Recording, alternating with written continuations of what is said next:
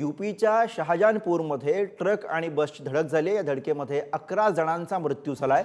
यूपीतील भीषण अपघातामध्ये 10 जण जखमी झाल्याची माहिती मिळतेय। यूपीच्या शहाजहानपूरमध्ये ही मोठी दुर्घटना घडलेली आहे। यामध्ये 11 जणांचा मृत्यू झालेला आहे।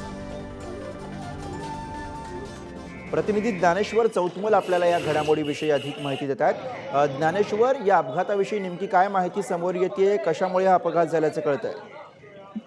गुरुप्रसाद, अत्यंत दुःखद अशी बातमी आहे, कारण एकाच वेळी 11 जणांचा या अपघातात मृत्यू झालेला आहे। 10 जण गंभीर जखमी आहेत। शनिवारी रात्री उशिरा उत्तराखंडला भाविकांना घेऊन जाणाऱ्या बसवर ट्रक उलटला। या अपघातात 11 जणांचा दुर्दैवी मृत्यू झालेला आहे। पोलिसांनी जी माहिती दिली आहे त्यानुसार शहाजहानपूर जिल्ह्यातल्या खुटार पोलीस ठाण्याच्या अंतर्गत ही घटना घडलेली आहे।